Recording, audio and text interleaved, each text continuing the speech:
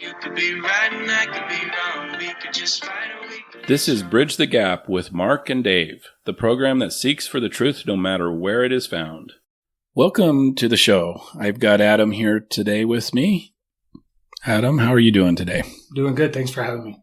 This may have to do with your dreams that you had last night or today, whenever, but you had mentioned to me that you were just kind of at a loss of meaning and direction, right? You were kind of feeling a little bit, shall I say, morose, and you just, I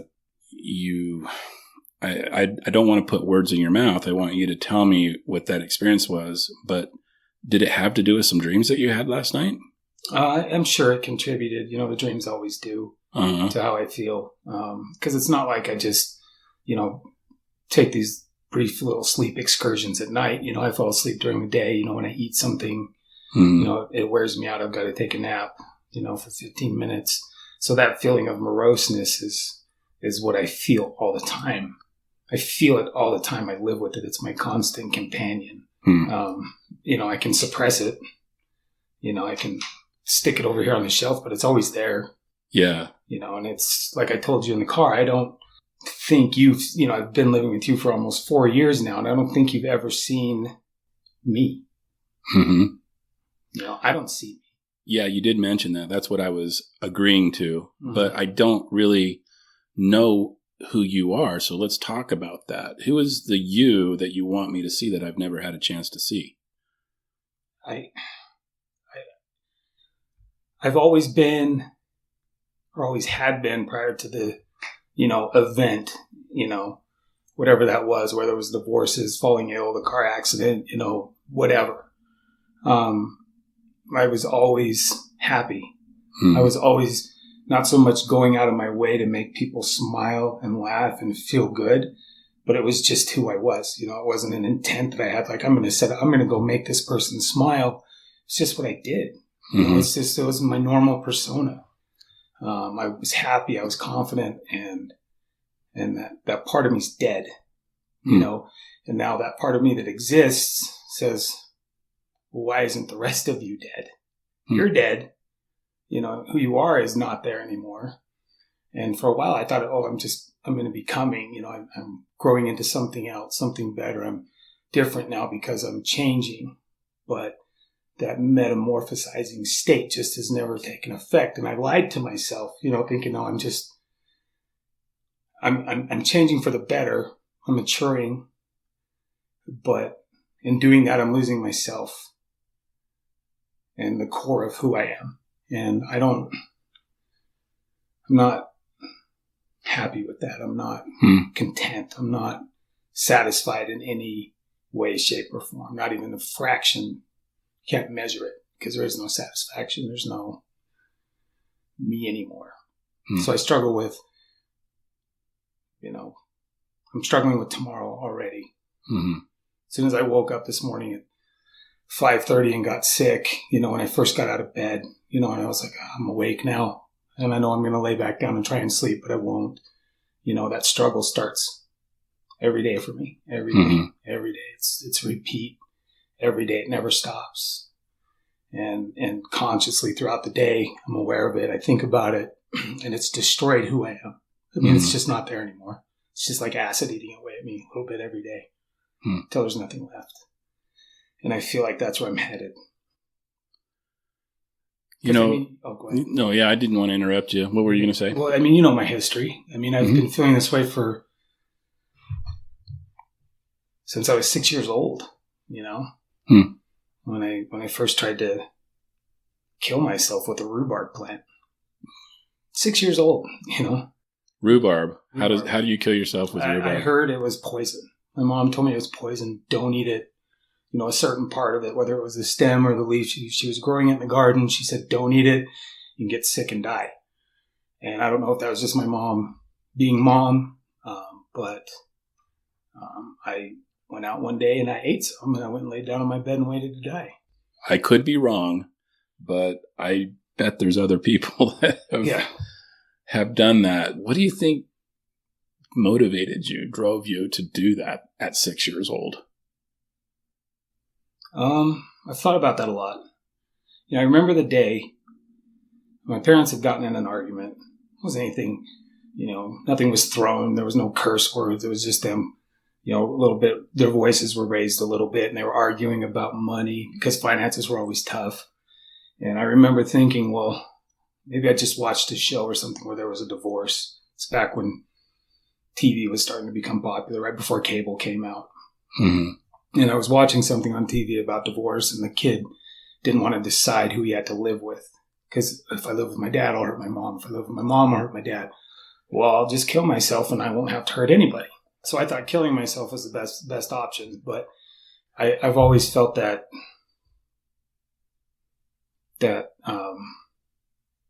since then, since that day, I've just never felt like I belonged here.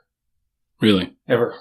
No matter how happy I thought I was, no matter what I surrounded myself with, I was just never felt like I belonged here in this world. Like there's no place for me. So where do you belong? I don't know. I feel duped. Let's put it that way. I feel like if we did have an option to come here before we came here, it was like some car salesman, knowing he's selling you a lemon, but he's gonna sell you that lemon and make it sound like a cherry. It's and I feel like maybe I bought into that sales pitch. I come down here and check it out. It's gonna be great. You're gonna experience all kinds of things: joy, happiness, this, that, and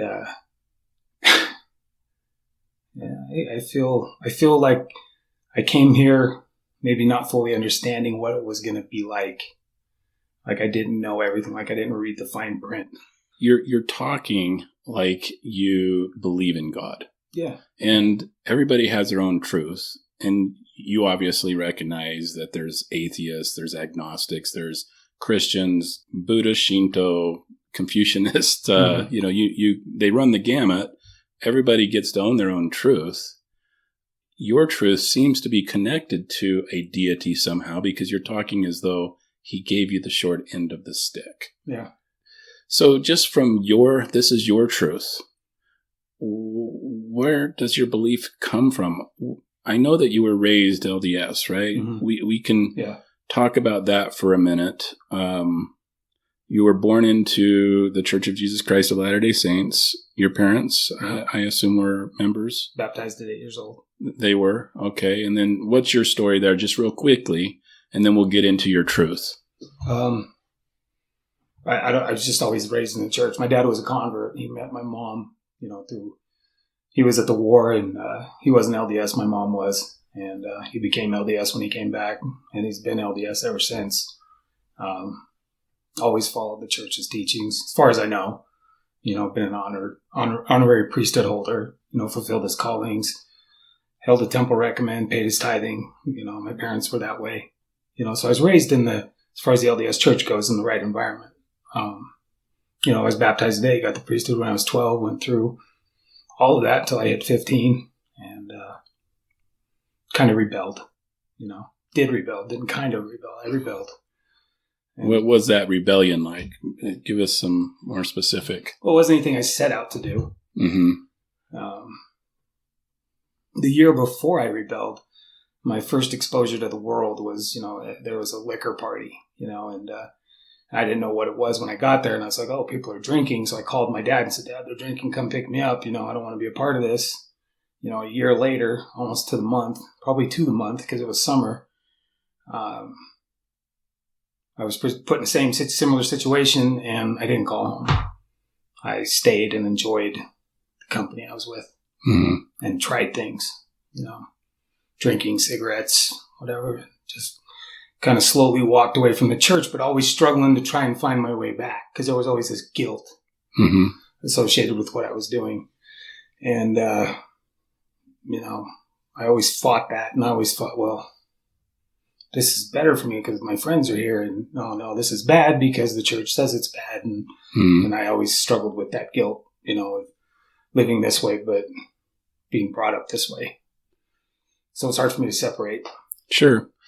From the perspective of an atheist who doesn't believe that there's a God, they might and I can't speak for them, but I think there are people out there that think that guilt is man-made, maybe made by religion to absolutely. make us feel as though we should behave a certain way to keep us in line. Yeah, you just look at the history of the Catholic Church, and that'll tell you all you need to know.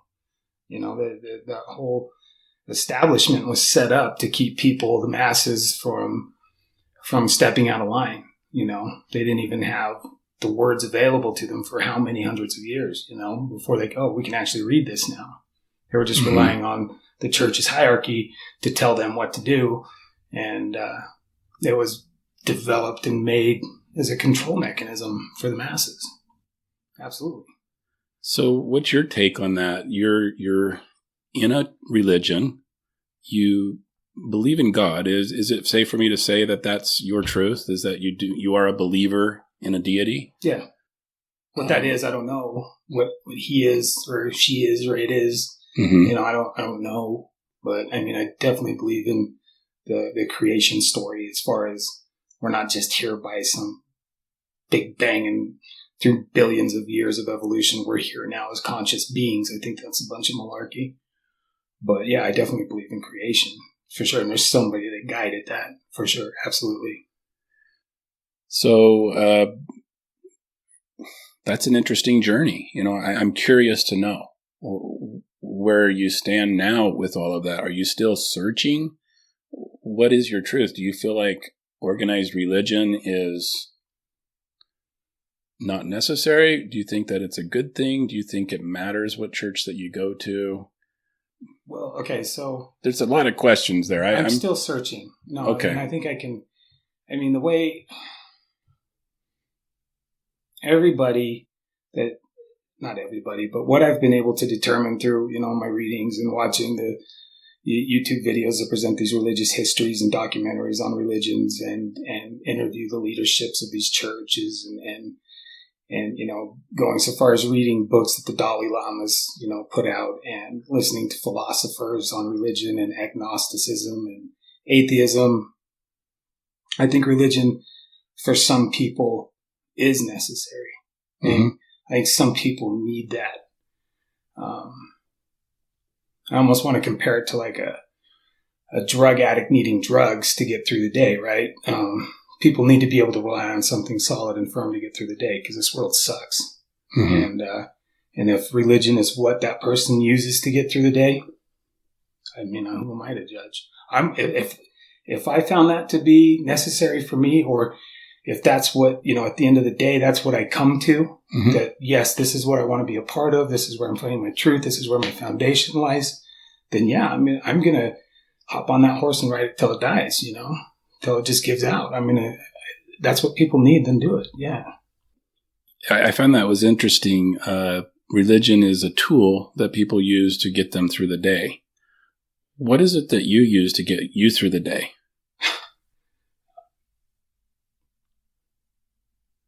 I don't know. Maybe will, you know, maybe it's a sense of, if I don't get through the day, then I know how that's going to end for me. Because I've tried it before, you know, suicide. And, you know, for a long time, I hoped my illness would be the catalyst for me leaving this world, you know, and at times it says it's going to, you know, but it doesn't. You know, I mean, how many times have I been pronounced dead, you know, or my heart stopped beating 4 or 5 times, you know? I don't know how I get through the day. I really don't. I struggle with that. I'm thinking about that right now for tomorrow. I don't know, because I don't pray anymore. You know, I don't ask God for help because, I don't know, I feel like there's maybe a wall there, or maybe he's just, I'm going to create these things and let them go, do their own thing, and watch, you know, give them an opportunity to experience this reality, this life, this world. Just watch. Kind of a laissez-faire. Yeah. Hands off God that just observes and doesn't intervene. Yeah. Yeah. Because as far as I go, as far as what I can see, I mean, so many layers. So as far as the LDS church goes, I can remember my parents being sealed in the temple. Mm-hmm. I remember that. I wasn't born yet. I remember asking my dad about it. Wow. Dad, you remember when you and Mom got sealed? Well, yeah. I don't remember what I asked him. And he said, Adam, you weren't even born yet. None of you guys were born yet. She was pregnant with your oldest brother, Steve. How can you remember that? Well, I remember it. And I told him things, that this is what I saw. Yeah. I described the room to him, what I could remember of it. And I was exactly right. I don't know where I'm going with this, but it's part of your experience, right? That was a real experience to you. It was. Yeah. It's a real memory I have. And, does that mean that the church is true? Or does that mean I was going to a good family that was going to love me and raise me? And, you look at, Buddhism, mm-hmm. right? In their Book of the Dead that I've read, before you come to this world, you walk through this tunnel and you see couples copulating, mm-hmm. and they're together, and you choose who your parents are, right? That's their reality. That's their truth. Mm-hmm. Same thing could be said here. This is my truth that I was raised with. This is my reality, that's what I remember, mm-hmm. Some people in Buddhism remember picking their parents out. I've heard stories about that. I've read accounts. So I don't know. It tells me that there was something before this, which tells me there's going to be something after this. Yeah. And that journey that I'm on now, is it to see, well, is he going to off himself, or is he going to struggle through and get through it? And even if I do, what's the point? What is the point of me getting through the rest of today, knowing when I go home, 99.8% of the time that I'm there, I'm going to be engaging myself and nobody else. Mm-hmm. And that's how it is every day. It's like, it's a prison, it's a prison. It sounds like you're referring to loneliness and that you're alone. That's your prison. Yeah. Well, and even though you live there, Cindy lives there, Isaac lives there, Ben lived there, I still feel so disconnected from everything because I feel like that disconnection started when I lost myself and that part of me we were talking about earlier died. Mm-hmm. And I, thinking about that, I think it was the day I bruised my brain in the car accident. That's that last piece just went, it was just gone. That was the divide. But I am, because I don't know who I am. I don't know how to experience this world and enjoy it. I don't know how to, what am I supposed to do during the day? I'm so limited by my physical condition, just that alone, mm-hmm. just being sick pretty much regularly all the time throughout the day, throughout the night. I can't interact with the world around me. I can't just take a hike up in the hills for a few hours. I can't just make plans to go do something and with some people and then go do that thing and enjoy it and come back home and do it again. Mm-hmm. That never works out. I always get sick. And then you compile that with, the depression, the major depressive disorder that I was just hospitalized for a month ago, mm-hmm. For like the 8th or 9th time. Mm-hmm. Life isn't what people say it is, what you're brought up to think it is. You're brought up to think you struggle and you have faith and you experience joy and struggle and harmony and disharmony and all these things, and that's what makes life. But I can't remember the last time I burst out laughing. I can't remember the last time I heard a joke and thought it was funny. I can't remember the last time I went and did something. Maybe it's because there are no funny jokes. No, that's true. That's probably true. They've all run out. Yeah. What's new under the sun, right? Right. They've all been told already. But I just feel so limited that I can't do what I feel like I should do to get out of this spot that I'm in. When you're depressed, they say take a proactive approach. Do this, do that. Find things you enjoy and do them. Okay, well, all of the things that I enjoy, I can't do anymore because of my illness, because of my body just said enough's enough. And the things that I could do in this limited capacity, such as reading, interacting with people, I don't find any interest in anymore. I feel like I've kind of reached a point where life's kind of at an end. I feel like I should have been dead already. Mm-hmm. I feel like I should have died the first time I got sick. I did. I feel like I should have died the other times that my heart stopped. The times I needed blood transfusions, where they had to put an adrenaline shot in me, where my neighbors overheard me, because I was in the midst of, a diabetic coma, and, and I wish, I woke up thinking, I wish they wouldn't have called the cops. I wish they just would have let me die. Mm-hmm. I go to bed at night thinking, just last night when I was sitting outside, I remember just looking up at the sky as the sun was going down and thinking, why do you keep me around? Why? And this is me talking to God. Mm-hmm. Why are you keeping me around? I'm not contributing. I'm not bringing anything good into anybody's life. I live in misery. And I know people have it worse than me. I know people have things worse than me. But for me, this is my worst. This is what I deal with. Mm-hmm. And it leads you to a state of hopelessness. And that state of hopelessness, there's actually something beyond that. Mm-hmm. Where it's just an utter sense of knowing, a complete sense of knowing that, like I said, you don't belong. I feel like I was born in the wrong time, mm-hmm. in the wrong place in the world, and I should have died on some battlefield, 600 years ago with a sword in my hand at a young age. Yeah. That's where I feel like I should have been. And instead I'm here suffering this miserable life, not experiencing anything new on a spiritual journey that keeps leading me to dead ends and philosophies that don't make sense and theories that aren't true and unexplained phenomenon and prayers that bounce off ceilings and just, like I said, a loss of self. Once you lose yourself, you've lost everything. And I have lost myself, and I've been living with that knowledge for a long time now, many years. And it's just, you can't get through the day, you think, but you do. Don't know how. And then you do it again tomorrow. You do it again tomorrow. And it reaches a point where, for me anyway, where, 3 times I tried to kill myself, and they weren't attention getters. Mm-hmm. They were, thousands of milligrams of insulin that somebody just happened to walk in. Somebody just happened to hear me. And there's, well, that's deep. It's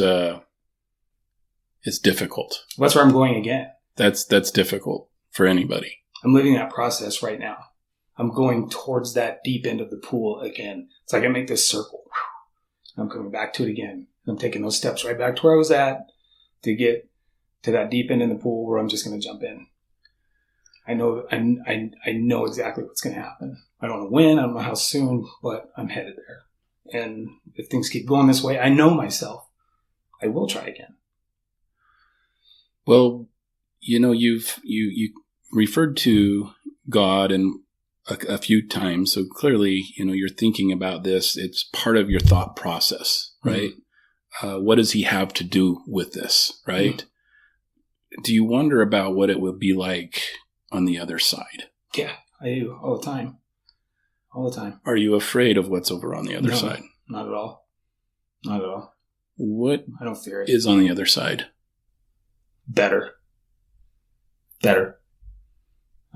I trust that. I mean, I can't say this is exactly why I feel this way, but it's like we've said in the past, it's a knowing. It's a release from this physical body that limits me, mm-hmm. that holds me back from doing anything that I feel like I want or need to do. It's a release from that. It's a release from the chains of this physical world we live in. To get away from that feeling of weakness and depravity and anger and, emotion and just be a part of something that's beautiful. And I mean, I can say this for myself because I've kind of been there. Mm-hmm. and I was rejected. I think I've told you that story where I was the last suicide attempt where I woke up in the hospital. I'd been in a coma for 4 days from an insulin overdose. That's when my neighbors found me when I was in Brigham City a couple years ago. All I remember is being conscious in the dark. There's no sensories, just other than me being aware of who I was. Like, I'm here. I don't know where this is. It's all dark and black and nothing else. I was a consciousness floating in darkness. And I felt rejected when I came back. I was like, they obviously didn't want me there. So I'm back to suffer more. You're explaining this out-of-body experience as darkness. And you're also explaining the other side as being peaceful and light. Yeah, well, that's what it's. Oh, sorry. Go ahead. So, well, I respect both truths, right? Well, I was going to elaborate. Yeah, that's what I'd like you to do, is just elaborate a little bit more on the difference between the two. Well, for me, it was, like I was hovering between life and death, and I had to get, the adrenaline shot to the heart, to get my heart started again. This is all me hearing about this afterwards, and shocked with the paddles, and it took them 4 or 5 minutes. So I don't know how long I was out before that, but the universe to me is aware. I mean, it's a living thing and everything in it. And it just wasn't my time. Because I had been discovered, or I was going to be discovered in that state, and I was going to be brought back. And if I would have seen and experienced that actual other side, I would have made every effort to make sure I got back there. It's like that story Joseph Smith told about the Celestial Kingdom, right? Is that the lowest, right? The lowest kingdom? Yeah, Celestial. That's right. If people saw and experienced this, they would kill themselves to get here, is what I remember hearing and reading. That was a long time ago. I've heard that too. Yeah, so it's not a scholar, but, by any means, but and it could be that is a cultural statement. It could be absolutely true. Sure, but let's just go with it. It's what you heard, and that's what you feel. That's what I feel, and I wasn't allowed, because I was coming back here anyway through medical intervention. I wasn't allowed to see that. I wasn't allowed to be a part of that for any amount of time. Why? I don't know. To me, maybe it's because I would have made every effort as soon as I was given the opportunity to get back there again, meaning I would have killed myself or tried again. And, but it reinforces what I've always felt, that in this world, I'm not given the burning in the bosom. I'm not given the ability or the opportunities to experience angelic visitations or hear the voice of God or, experience the spiritual side of life. For some reason, I feel like, well, not for some reason, but just through my life, I've prayed and I've prayed and I've prayed and I've prayed and I've sought and I've sought and I've sought. And I have never experienced anything firsthand that I can say, I had this moment of peace. God came into me and I had this moment of peace and the joy I felt with that spirit. For some reason, that's been blocked from me. That's not a part of what I'm going to experience in this earth. I've accepted that. Even if, every spiritual leader in the world came and spoke to me and blessed me, I wouldn't experience that feeling of, the inside, that people talk about. People talk about crossing over and seeing their relatives, and that's what they need. Maybe they needed that reassurance. I don't need that reassurance to know that there's something after. I don't need that reassurance to know that there is a God, because there is a God. There is something after. I already know this. I've known this my whole life.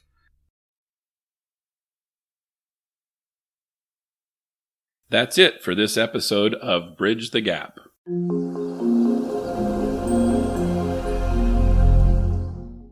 Truth seekers,